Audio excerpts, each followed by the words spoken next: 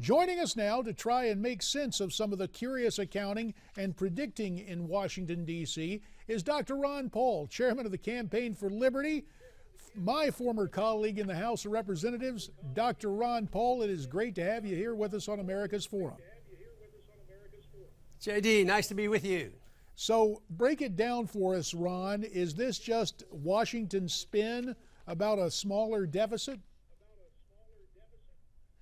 I think so. You've been around long enough and you know there's a lot of spin up there and depends on the politics. Actually, that's a small amount if you're thinking about over quite a few years. And these predictions never come out right. So it's a little bit less than maybe somebody predicted a month ago. But next month they may have to adjust them. I mean, there may be more expenditures in the military. There's a lot of people beating the drums for that. And, you know, both parties like that, but Republicans like that more than Democrats. And I'm sure we're going into another recession, so the Keynesians are still in charge in Washington. Whether you look for the Republicans or the Democrats, they believe that government has a role to play. They believe in the Fed monetizing debt and that you have to stimulate the economy and just look at the bailouts that occurred. And I think the economy is very, very weak and is going to get weaker. So I think it will be much higher. And who knows, maybe interest rates will go up. Maybe they can't control it. Maybe they'll lose control. And when you think of interest payments, which are sort of like zero right now, if the government has to pay 1, 2, or 3, or 4%, I mean, it would just blow the budget completely and totally. So I don't think those figures mean anything at all. If they can get sort of a day-to-day, a day or so boost in the market for it, they sort of grab hold of it. But I don't think it has any meaning whatsoever. Ron, when it comes to people's household economies, their personal economic situation, this same report shows that median household income is $3,000 less today than it was in 2009. You mentioned that we're heading for another recession. On a personal level, for families across America, what are they going to be dealing with? Well, they're going to get poorer, and actually the statistics go back even further because real wage increases, wage income have not gone up since 1971, since we severed the dollar from gold, but it's gotten much worse now. But it didn't get worse for the rich. So I think, you know, Republicans run into trouble because they don't want to raise taxes on the rich, which I don't, if it's honestly earned.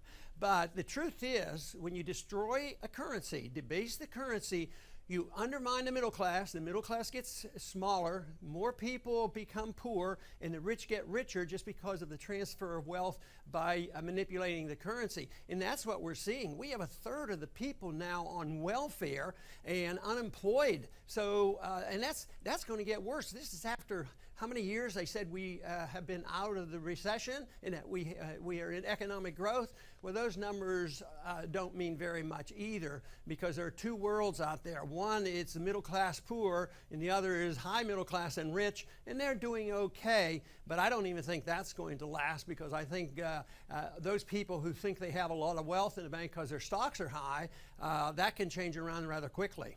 Ron, you, in all the time I've known you, you've cast a cautionary, well, more than a cautionary criticism toward the Federal Reserve and currency manipulation.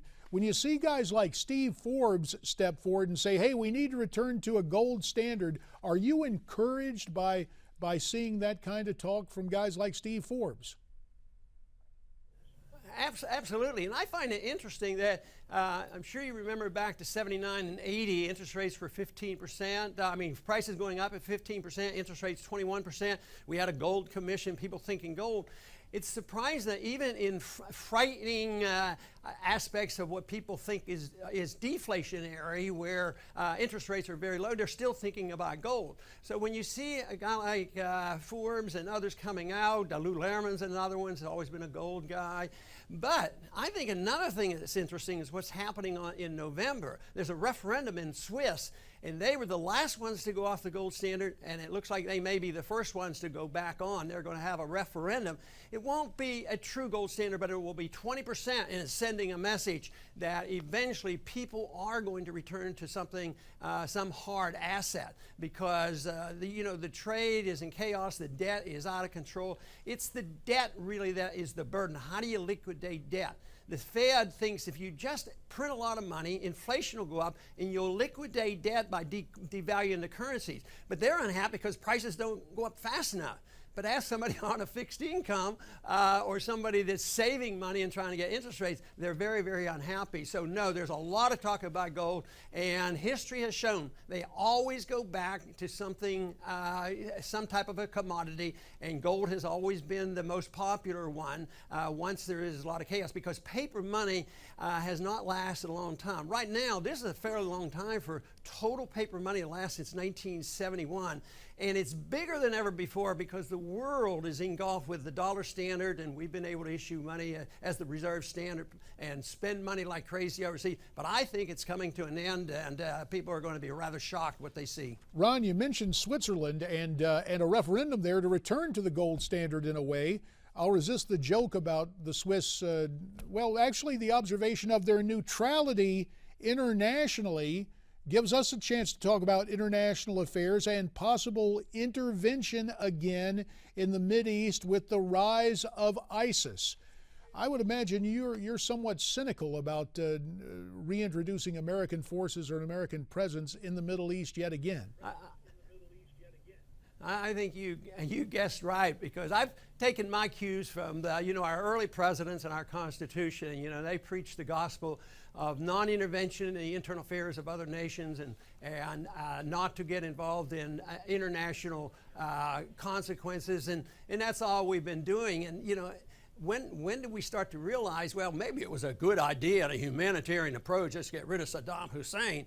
But guess what? So ISIS right now is made up of the people that used to be part of Saddam Hussein. So I think we're worse off than we were in 2003 when we went in there with our troops. It to me is so sad, because I look at the tragedies of the veterans that are coming back, and the suicide rate, and the dollars spent, and the people over there that get killed. And from my viewpoint, as bad as it may seem over there, getting involved unnecessarily makes it worse. I think one solution could be, if people feel compelled, why don't we just follow the rule and say, let the American people speak up, make their congressmen vote on a declaration of war, and then be serious about it if it's a serious problem. But this idea that we can go in when we feel like it and try to intervene and have a new election, and if we have somebody that gets elected we don't like, then we ignore him and try to get rid of him, that is a failed policy. So I'm hoping that we move in the direction that we started off with, and stay out of the internal affairs of other nations, and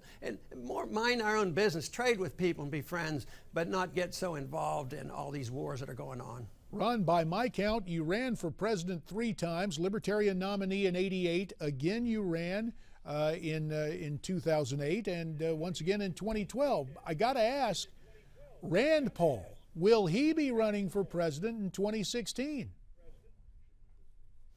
Well, I'm not even positive he knows the answer to that. I've never, pointedly asked him. But and everybody knows that people who don't announce truly don't know for sure, and no candidate announces before, like the beginning of the year before the election, like January coming on. So, but I would say that just by viewing his actions and his travels, most people will say, well, he must have it on his mind.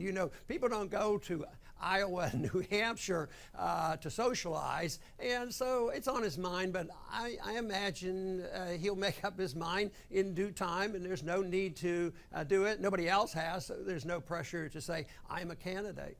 Well, let me just ask you, shades of Connie Chung between us, do you want Rand Paul to run for president in 2016? Well, it's mixed. I like the idea that he is out there in front and talking about so much of what I've talked about, and he talks about the Fed and different things. So that is very, very good. But I've been through it, and there's a lot of heartaches.